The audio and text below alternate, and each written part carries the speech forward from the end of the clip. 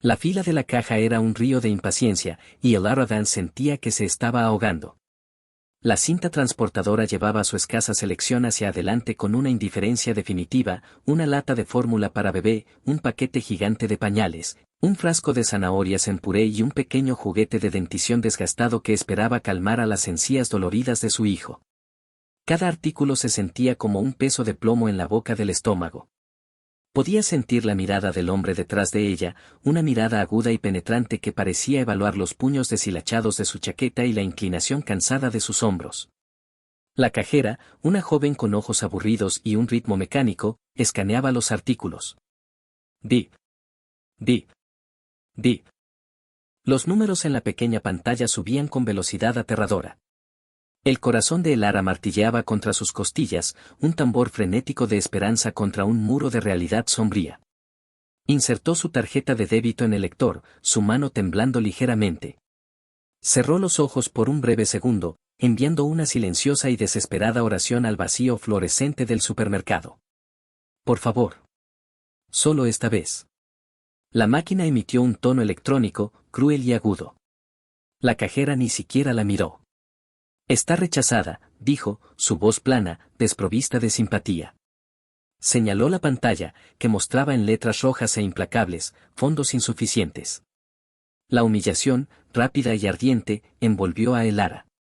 Fue como un golpe físico, robándole el aire de los pulmones. Pudo escuchar una leve burla del hombre detrás de ella. Su mundo se redujo a esas letras rojas en la pantalla, al juicio en los ojos de la cajera y a los artículos esenciales para su bebé, Leo, que yacían sobre el mostrador, de repente a millones de kilómetros de su alcance. Él pensaba que solo presenciaba un momento de pobreza mundana, una molestia en su día perfectamente programado.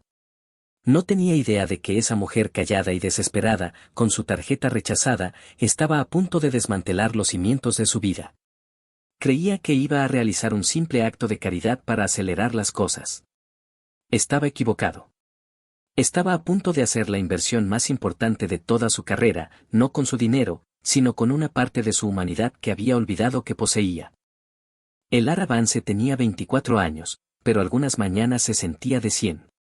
Su vida estaba contenida entre las cuatro paredes de un pequeño apartamento en el tercer piso que siempre olía ligeramente a limpiador con aroma a lavanda y a talco para bebés. Los muebles eran una colección de piezas de segunda mano, desparejadas, cada una con su propia historia de una vida anterior a la de ella. Pero el espacio, aunque reducido, estaba impecable. Las motas de polvo no se atrevían a posarse sobre los libros cuidadosamente organizados, y la pequeña ventana con vista a un callejón de ladrillo siempre estaba limpia, como si invitara cada rayo posible de sol al mundo suyo y de su hijo. Leo, su bebé de 8 meses con los rizos oscuros de su padre y los ojos grandes y curiosos de ella, era ese sol. Era la razón de las dificultades, y la razón por la que la soportaba con una gracia silenciosa e inquebrantable. Antes de Leo, su vida iba en otra dirección. Había sido un nombre en una lista de becas de uno de los institutos de arte más prestigiosos del país, una estrella en ascenso con el don de capturar no solo la apariencia de una persona, sino la esencia misma de su alma en carboncillo y óleo. Sus profesores hablaban de su talento en tonos reverentes y casi en susurros. Entonces lo conoció a él, encantador, rico y embriagadoramente atento. La arrastró a un mundo de fiestas deslumbrantes y lujo sin esfuerzo, un mundo que parecía un sueño. Pero los sueños pueden convertirse en pesadillas. La atención se volvió control, los cumplidos se transformaron en críticas, y la jaula dorada empezó a sentirse como una prisión. Cuando descubrió que estaba embarazada, vio su futuro despegarse ante ella, una vida de miseria cómoda, su arte sofocado, su espíritu roto, su hijo criado a la sombra de un hombre que amaba más las posesiones que a las personas. Así que se fue. Empacó una sola bolsa, dejó atrás el ático y las tarjetas de crédito infinitas, y eligió la libertad, la pobreza y a su hijo. Ahora, su talento artístico estaba relegado a un pequeño blog desconocido donde publicaba retratos de sus vecinos y bocetos tiernos y rápidos de Leo durmiendo, ganando algunos dólares aquí y allá con encargos en línea. Era suficiente para mantener las luces encendidas. La mayoría de las veces. Julian Thorne, a los 42, había dominado su universo. Desde su oficina en el ático del piso 75 de la Torre Torne, la ciudad abajo parecía un tablero de circuitos, un sistema complejo de patrones predecibles y rutas lógicas que sabía manipular para obtener la máxima ganancia. Era el fundador y director ejecutivo de Thorn Ventures, un titán del mundo de la inversión tecnológica. Su vida era un monumento a la eficiencia y al control. Sus trajes eran a medida, sus autos alemanes y sus relaciones, transaccionales. Su ático era un testimonio de su aislamiento, un vasto espacio minimalista de vidrio, acero y mármol italiano que resonaba con un silencio profundo. Era más una galería para su costoso arte abstracto que un hogar. Tenía una persona de limpieza, un chofer y un asistente personal que manejaba su vida hasta el minuto, pero no tenía a nadie a quien llamar amigo. Su éxito había sido forjado en los fuegos de la traición. Una década antes, su cofundadora y entonces esposa había orquestado un golpe corporativo despiadado, intentando robarle la empresa por la que había sangrado. Ganó la guerra, pero la victoria le costó su matrimonio, su socia y su capacidad de confiar. Reconstruyó su imperio para hacerlo inexpugnable, una fortaleza de soledad y sospecha. Ahora veía el mundo a través de una lente cínica, creyendo que cada persona tenía un ángulo, un precio, una agenda oculta. La bondad era debilidad y el sentimentalismo, un error fatal. Medía el valor en precios de acciones y cuotas de mercado, lo humano era solo una variable a gestionar. Estaba en esa fila de supermercado, un lugar en el que no había puesto un pie en años, solo porque su comprador personal estaba enfermo y necesitaba una mezcla rara y específica de granos de café de origen único que se negaba a pasar un día sin beber. La demora, la silenciosa desesperación de la mujer frente a él, no era más que un error molesto en su agenda perfectamente optimizada. Rechazada la palabra, pronunciada con la indiferencia casual de la cajera, quedó suspendida en el aire. Elara sintió un centenar de ojos sobre ella, aunque sabía que eran apenas unos pocos. El hombre detrás de ella soltó un suspiro audible e impaciente. Sintió que su rostro se encendía con un calor tan intenso que la mareó.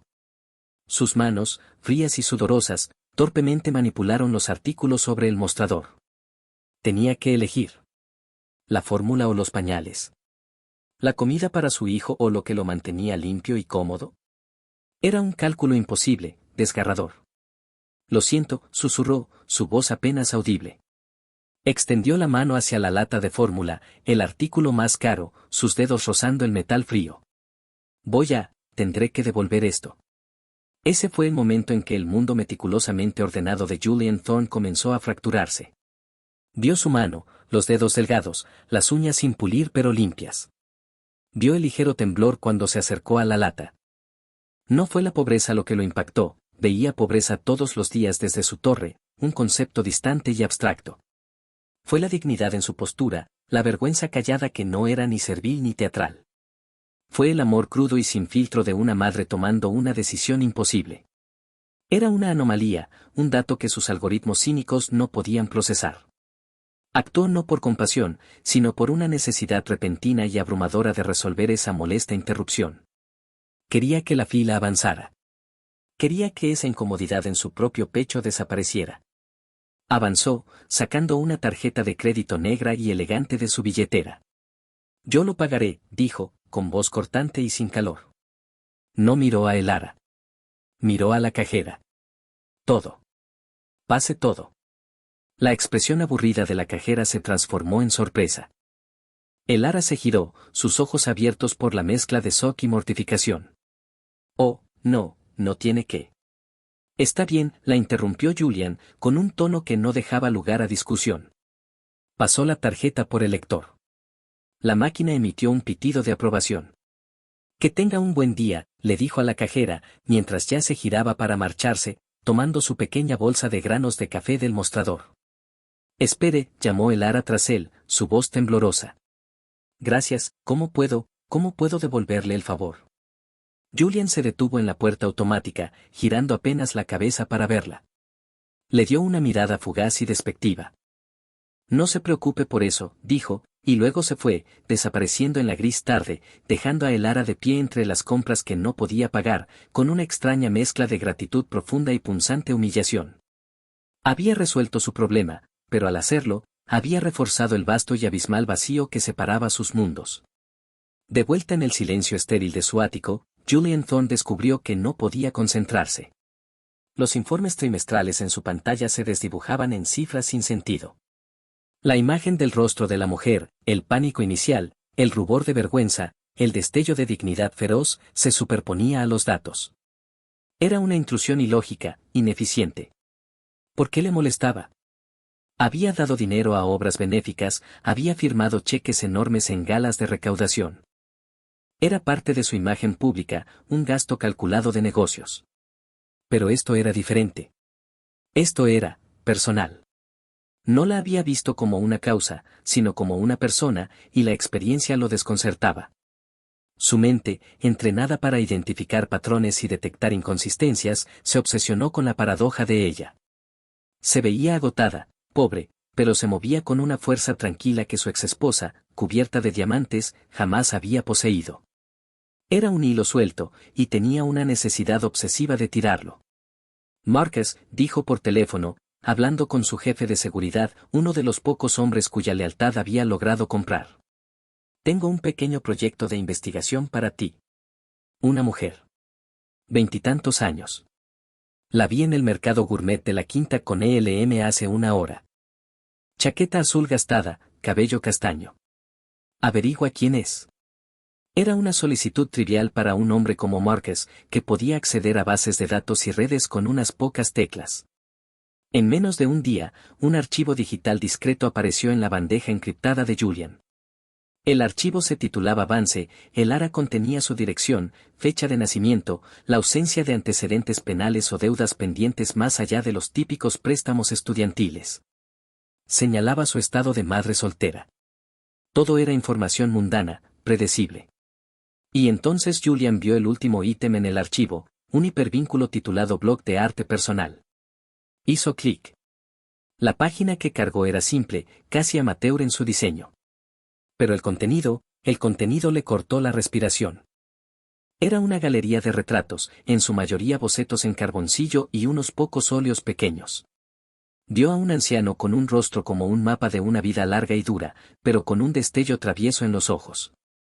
Vio a una joven barista, con su agotamiento palpable en la curva de sus hombros, pero con una mirada llena de ensoñación desafiante. Vio decenas de bocetos de un bebé, Leo, supuso, capturado en momentos de intimidad profunda, dormido con un diminuto puño junto a la mejilla, riendo con alegría desbordante, mirando hacia arriba con una expresión de amor perfecto y confiado. Julian, un hombre que coleccionaba arte como mercancía, que poseía piezas de Warhol y Basquiat, se encontró contemplando la obra de una mujer desconocida y empobrecida con un asombro que no sentía desde hacía años. Su arte no se trataba de técnica ni de valor de mercado. Se trataba de verdad. Ella podía ver a las personas. Podía ver a través de ellas, más allá de sus fachadas y defensas, y capturar en el papel la luz frágil y hermosa de su humanidad. Siguió desplazándose, su cinismo derritiéndose con cada imagen. El informe completo de Marcus completaba el resto de la historia. Detallaba la prestigiosa beca de arte que había abandonado. Nombraba a su exnovio rico, un hombre de una familia que Julian conocía de reputación, poderosa, litigiosa y fría. El informe pintaba una imagen clara. El ARA Vance había sido ofrecida a un mundo de inmenso privilegio. Todo lo que tenía que hacer era entregar su alma. Ella se negó. Eligió la fila del supermercado, la tarjeta rechazada, la lucha, antes que una vida de integridad comprometida. Julian se recostó en su silla de cuero, las luces de la ciudad titilando muy por debajo de él como un campo de estrellas caídas. Todo su sistema de creencias, una fortaleza cuidadosamente construida sobre la idea de que todos tenían un precio, se desmoronó en polvo. Esta mujer, el ARA Vance, había sido ofrecida un rescate digno de un rey y se había marchado. Él le había lanzado unos pocos dólares para la compra, como un noble dispensando caridad a una campesina, cuando en realidad, ella poseía una forma de riqueza que él ni siquiera podía empezar a comprender. La crisis en Thorne Ventures no llegó como un repentino colapso del mercado ni como una adquisición hostil, sino como un fracaso lento y sigiloso del corazón. El proyecto legado de Julian, el brazo filantrópico de su compañía, estaba destinado a ser su obra maestra. La Fundación Legado Torne estaba lista para lanzar una aplicación revolucionaria que conectaba voluntarios y donantes con pequeñas organizaciones benéficas de base, evitando la burocracia hinchada de las entidades más grandes. Era su intento de una inmortalidad diferente, una manera de ser recordado por algo más que su patrimonio neto. Pero el proyecto se estaba marchitando. La imagen de marca, desarrollada por una agencia de marketing mundialmente reconocida y multimillonaria, era un desastre. Los logotipos eran elegantes, corporativos y absolutamente carentes de alma. Los eslóganes propuestos parecían generados por un algoritmo. En los grupos focales, los participantes describían la campaña como fría, impersonal y poco confiable. El proyecto, que debía mostrar su humanidad, estaba siendo percibido como inhumano. El lanzamiento sería en 6 semanas, y su legado se perfilaba como un desastre de relaciones públicas. Se sentó en la sala de juntas, un espacio cavernoso de caoba pulida y cuero negro, rodeado de sus principales ejecutivos. El director de marketing, Gerald, un hombre impecablemente vestido, presentó las últimas revisiones de la agencia en una pantalla gigante. Todas eran variaciones del mismo tema, globos abstractos, letras entrelazadas, imágenes estériles de personas sonrientes y diversas. Era un lenguaje visual de responsabilidad corporativa, y resultaba tan auténtico como un billete falso.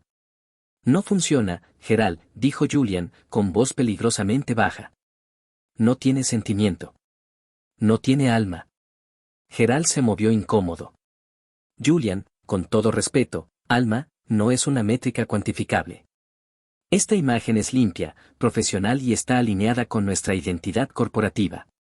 Mi identidad corporativa es el problema, lo interrumpió Julian, poniéndose de pie de golpe. Caminó frente a los ventanales de piso a techo. La gente piensa que soy una máquina. Esta fundación se supone que debe probar que están equivocados. Su trabajo solo les da la razón. Esa noche, solo en su oficina, Julian miraba 2 pantallas. A la izquierda, la presentación pulida y sin vida de la agencia de marketing. A la derecha, el blog de Elara Vance. Observó el logotipo estéril y corporativo, y luego un sencillo boceto en carboncillo de la pequeña mano de su hijo aferrando su dedo. Uno era un símbolo de conexión fabricada. El otro era la conexión misma. En ese momento, una idea salvaje, ilógica y aterradora echó raíces en su mente. Él, Julian Thorne, un hombre que solo confiaba en los datos y la reputación, estaba a punto de apostar el futuro de su legado en una completa desconocida, una mujer que había conocido por casualidad en un supermercado. Era el mayor riesgo de su carrera. Tenía que pedirle ayuda. El acto de conducir hasta su vecindario se sintió como viajar a un país extranjero. Los rascacielos relucientes y los parques cuidados de su mundo dieron paso a edificios bajos de ladrillo, murales vibrantes y el sonido de niños jugando en la calle. Encontró su edificio de apartamentos y subió los 3 pisos, sus costosos zapatos de cuero absurdamente fuera de lugar en el linóleo desgastado. Golpeó la puerta, su corazón latiendo con una mezcla desconocida de ansiedad y esperanza. Cuando Elara abrió la puerta, con un bebé perfectamente equilibrado en su cadera, su expresión fue de confusión cautelosa, que rápidamente se transformó en sorpresa. Usted, exhaló. Señorita Vance, dijo Julian, extendiendo una mano que luego retiró con torpeza. ¿Puedo pasar? Necesito hablar con usted de algo. De su arte. Dentro de su pequeño y soleado apartamento, él se sintió como un gigante. Se sentó rígidamente en su sofá hundido mientras ella acomodaba a Leo en su corralito. Le explicó lo de la fundación, la aplicación, la crisis con la marca. No intentó halagarla ni manipularla. Por primera vez en años, fue completamente honesto y vulnerable. Le mostró los diseños fallidos en su tableta. Le falta algo, terminó, mirándola. Y creo que usted lo tiene. Elara permaneció en silencio un largo rato, estudiando su rostro con la misma intensidad que aplicaba a sus retratos. Vio más allá del traje costoso y la reputación poderosa. Vio a un hombre perdido, un hombre que había construido un reino pero no tenía con quien compartirlo. Yo no trabajo en oficinas, señor Thorne, dijo finalmente. Y no diseño logotipos para corporaciones. Esto no es una corporación, respondió él, inclinándose hacia adelante. Es una oportunidad de ayudar a la gente. Y no le pediré que venga a una oficina. Iré yo a usted. Solo, muéstreme lo que ve. Ella aceptó, no por el dinero que él ofrecía, que era considerable, sino por la sinceridad en sus ojos. Su colaboración fue poco convencional. Ella se negó a poner un pie en la Torre Torne. En cambio, lo llevó de recorrido por su mundo. Visitaron un bullicioso huerto comunitario, un ruidoso programa escolar, un tranquilo centro de adultos mayores. Ella no dibujaba logotipos, dibujaba personas. Esbozó las manos callosas de un hombre plantando tomates, el ceño concentrado de una niña aprendiendo a leer, la manera delicada en que un voluntario sostenía una taza de té para una anciana. Julian observaba, hipnotizado. Estaba viendo el mundo a través de sus ojos, un mundo no de activos y pasivos, sino de pequeños y profundos momentos de conexión humana. Ya no era Julian Thorne, el director ejecutivo. Era simplemente Julian, el hombre que cargaba los materiales de arte de Elara.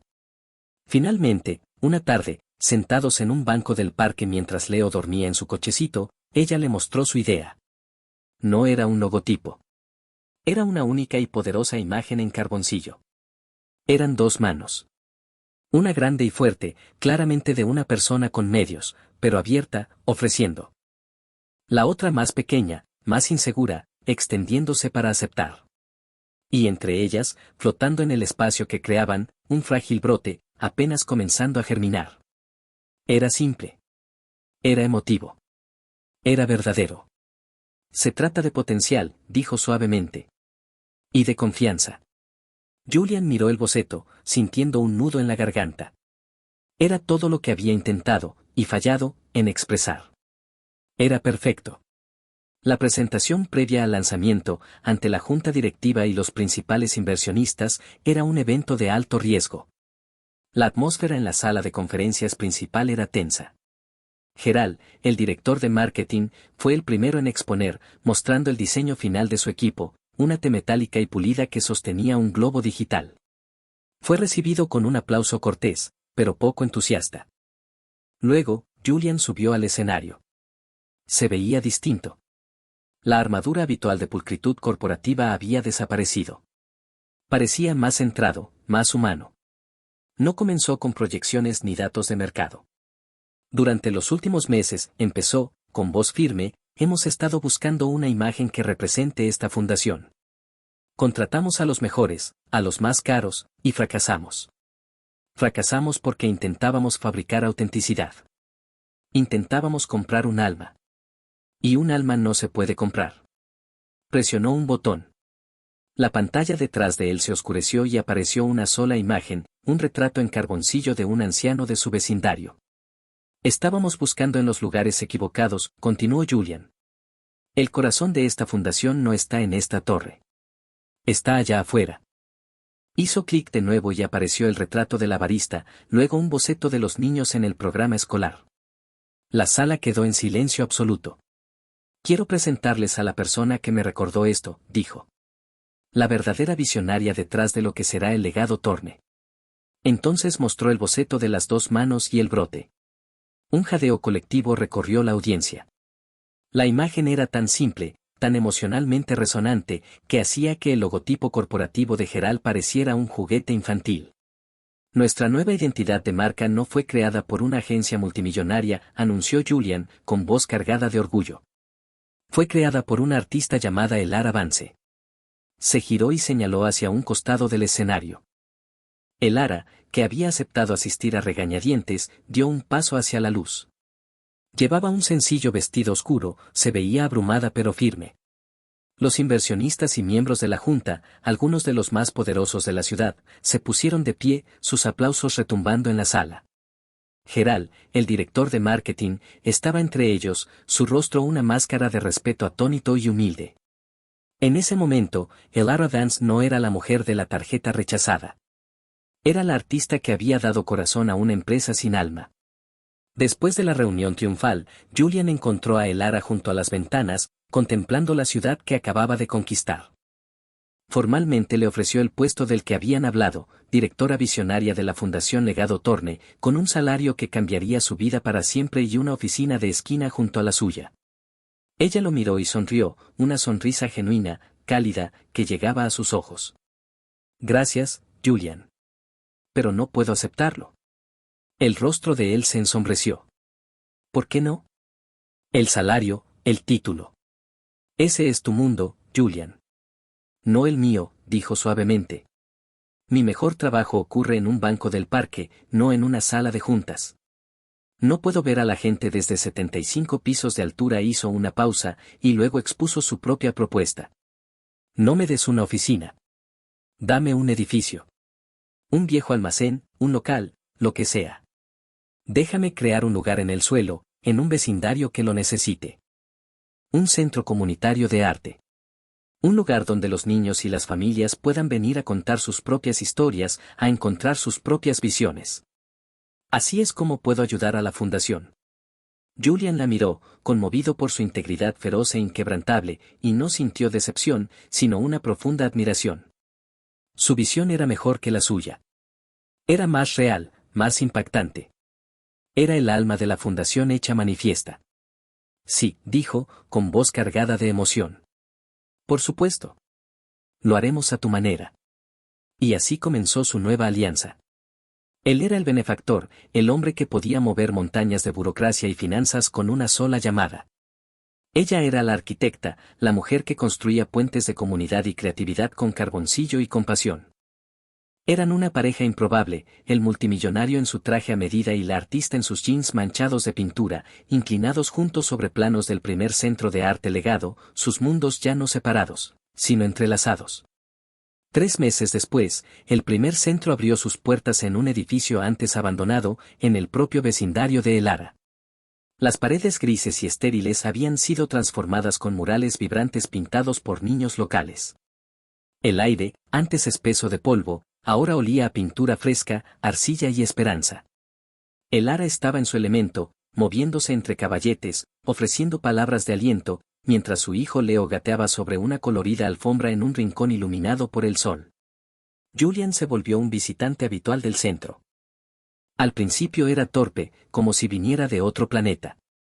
Pero pronto, los niños derribaron sus defensas. Terminó sentado en una diminuta silla de plástico, completamente cautivado mientras una niña de 7 años con coletas le explicaba con toda seriedad el simbolismo de su pintura con los dedos. Aprendió a escuchar, no a informes trimestrales, sino a las historias de la gente a la que su fundación debía servir. En un año, el modelo era un éxito asombroso. Se habían inaugurado 5 centros de arte legado más en comunidades vulnerables por todo el país. La Fundación Legado Torne, antes un proyecto corporativo estéril, ahora era reconocida como un modelo nacional de filantropía auténtica e impactante. El Ara Vance, aunque rehuía los reflectores, se convirtió en una figura admirada, su historia inspirando a incontables personas. Julian descubrió que su nueva perspectiva había transformado también su negocio. Se volvió un líder más empático, fomentando una cultura de creatividad y confianza en Thorn Ventures que llevó a una innovación sin precedentes y a una lealtad firme de los empleados. Incluso Gerald, el exdirector de marketing, se convirtió en creyente. Renunció a su poderosa agencia y pasó a formar parte de la junta de la fundación, dedicando sus habilidades a conseguir fondos para los centros de arte. 2 años después de su encuentro fortuito en el supermercado, Julian y el Ara estaban juntos en una prestigiosa galería del centro. Era la inauguración de una exposición especial titulada Retratos de un legado, que mostraba las obras más poderosas creadas por los niños en sus centros. La galería estaba repleta de la élite de la ciudad, las mismas personas que Julian alguna vez se había esforzado en impresionar con su riqueza. Pero esa noche no sentía necesidad de su aprobación. Su mirada estaba fija en un pequeño retrato enmarcado cerca de la entrada. Era un dibujo infantil de él, hecho con crayones brillantes y alegres. La joven artista había omitido su traje caro, dibujándolo en cambio con un simple suéter. Y en su rostro había una sonrisa amplia, genuina y sin reservas. Sintió la mano de El Ara deslizarse en la suya. Una niña de 6 años llamada Maya dibujó eso, dijo suavemente. Dijo que es porque siempre pareces más feliz cuando visitas el centro. Las lágrimas se acumularon en los ojos de Julian. Se giró hacia El Ara, mientras el ruido de la galería se desvanecía en un murmullo distante. Todos esos años, dijo con voz entrecortada, los pasé coleccionando cosas, adquiriendo compañías, construyendo un imperio de objetos.